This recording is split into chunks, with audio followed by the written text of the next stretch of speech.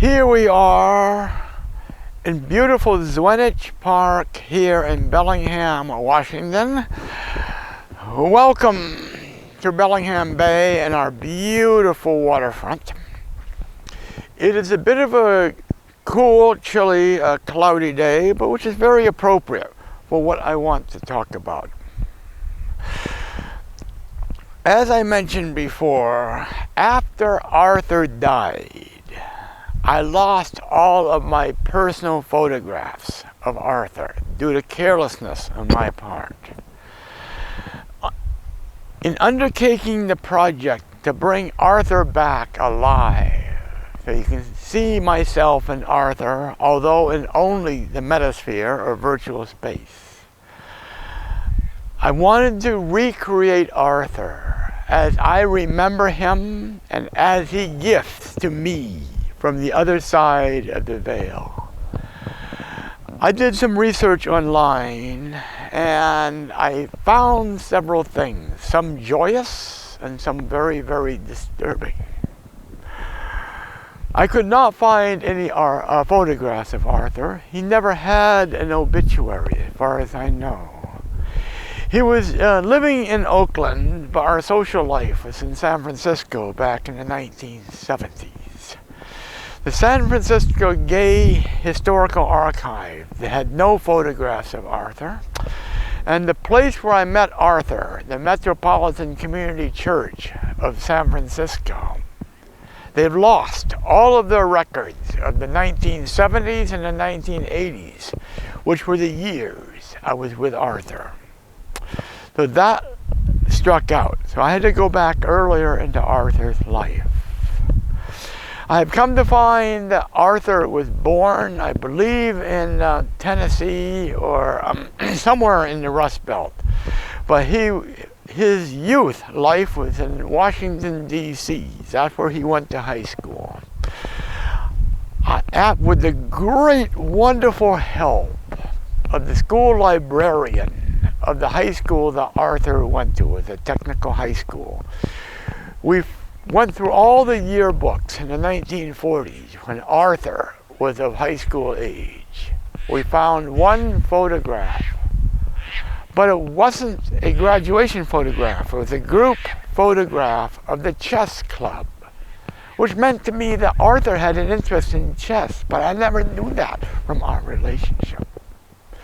It was a group shot and it was not properly annotated. I did not know which of those boys was Arthur. That was the closest I came of a photograph for Arthur. I think I know which one it was. I knew he had glasses, and I know what he looked like as an adult. There's one child that kind of represented him, but I don't know for sure. But with all this research, I found something very disturbing. Let's go back when Arthur and I were together. He had mentioned that he had gone to jail for a while for having sex with a man at a time when it was illegal. But with all the research I was doing, I found his criminal record. Arthur spent 8 years in prison in Kansas in the 1950s, all for loving a man. He was sentenced to prison 1953, the year I descended from the heavens and I was born in Rocky Mount, North Carolina, which is a whole nother story we'll do at another setting somewhere else. Served about, I'm guessing, about 5 or 6 years. Then he was put on parole around, that would be probably around 1958, 1959, something like that. He went to D.C., Washington, D.C., and he got into trouble again. He got arrested for having sex with a man. Again, having sex with a man. They gave him 90 days in jail. They released him.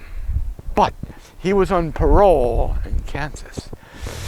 So he was hauled back into prison in Kansas for another 2 to 3 years until he was finally released in 1961 when I was at Children's Own School, a Montessori school in Winchester, Massachusetts, in the innocence of my childhood. When he got released, Arthur had a lot of wisdom, but no money. He managed to scrounge money for a one-way bus ticket on Greyhound from Kansas to the Mecca, San Francisco, California, in 1961. When he arrived in San Francisco, all he could afford was a residence hotel. When he stayed at the hotel, he knew that there were some homeless young men living in the hotel, in the stairways and the hallways, of course, without paying. He befriended some of those men, and they became like a small family in the beginning of his time in San Francisco. He never introduced them to me.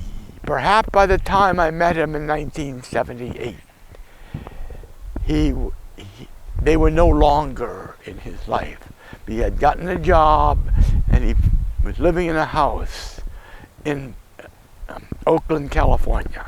He did have a lover at first, before I met him, but unfortunately that man became alcoholic and abusive. So Arthur's life before he met me was real hard. I'm hoping that now that I am connected with Arthur through the heavens, that I am healing Arthur right now for all the trauma that he had in his life. As I stand among the beauty here, let some of this beauty be gifted to Arthur as I stand here. Here's some other interesting facts. Here I'm in a park, as you can see. During our time together, because Arthur was already weak from terminal cancer, we never went to a park during our time in San Francisco. We never even took a walk in the forest. We just never did any of that stuff that lovers always do. I'm hoping that my time in the parks here, my time on my bicycle here, my time when I'm dancing around Bellingham, when I'm doing skipping and dancing around this beautiful town, that this is being shared with Arthur. That's all I can afford to say now without falling down in tears.